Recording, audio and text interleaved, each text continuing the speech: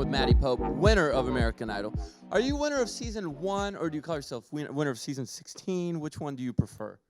You know, I don't know, because some people say it's season 1, but I feel like that's not fair to do to Kelly Clarkson. Right. Right. So, season 1 on ABC, but I don't know. Yeah, I would just call you American Idol winner. Yeah, there you go. It's complicated. You're in the exclusive club. And now, out of the probably millions of people that want to audition, the thousands that get to audition, and the hundreds that get to go in front of the judges, you were the one that ended up winner. Do you ever think about the numbers? I do think about that a lot, and I think about it's kind of like I'm like so grateful and stuff, but at the same time I think about all the people who all the people who, you know, I think deserved it just as much, you know, and just to think that like America believed in me, you know. Yeah. I mean, like on tour night after night I would watch Journey go out there and sing Never Enough, or, you know, Caleb go out and sing Folsom Prison, and I just am like, wow, I can't believe I was, you know, even in the same competition as these people. Well, part of music and being an artist is connecting with the audience and connecting with the countries that your music is played in, and you did that. I mean, obviously the best. Yeah, it's pretty crazy too, you know, because I wasn't playing this like mainstream music. No. And what's popular today, and so I was kind of worried going into the competition doing that, but Now, when did you auditioned for The Voice and no one turned around? Yeah. When did that happen? That happened in 2015, but it aired in February 2016.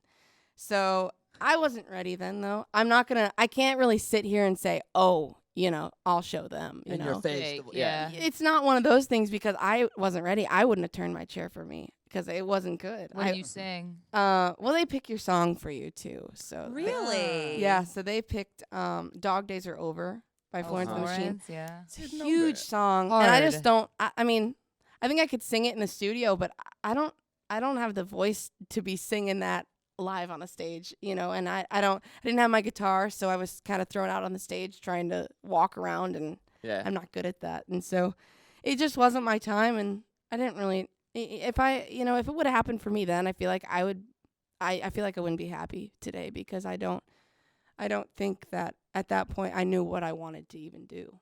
It's maybe better that it happened this way. 'cause of Absolutely. the And it friends makes you more made. grateful. Yeah.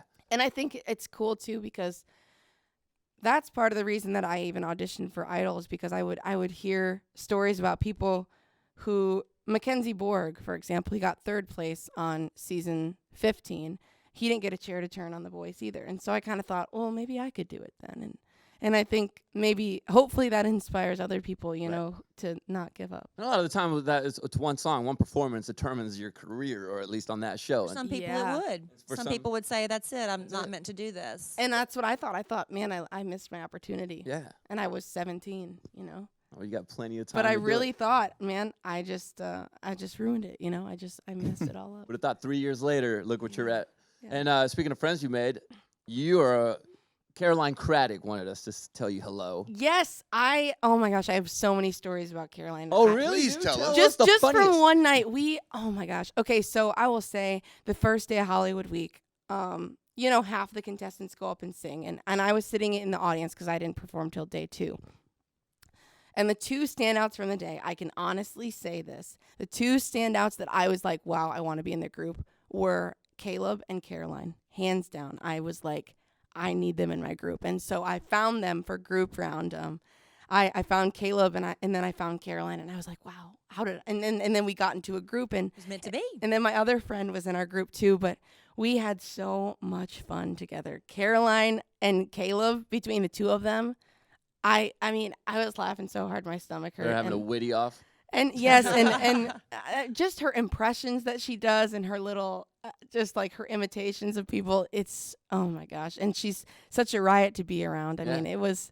And it was funny because when all the other groups were up rehearsing, we went and we ate supper, like, and got in our pajamas, and it was just like, it was a good night, and we had a lot of good I'm sure memories. she said a lot of great things about us to you. She did. She Yeah. said me in. Yeah. She's working on an album now. Yeah. So just because you don't make it in one venue, you can make your own way. Absolutely. Absolutely. And I think she is such a talent. I mean, I remember that day. And the other thing that stuck out to me is she got up there on stage and you were supposed to say why you want to be the next American Idol. And people would come up and say, you know, I just want to inspire the world and I want to change the music industry and all these like really sappy things like Miss America stuff, you know. And then she gets up and she says, well, I didn't make it on The Bachelor, so I feel like this is my only other way. That made And it on I TV. was like, I need her. Yeah. Soul Sisters right there.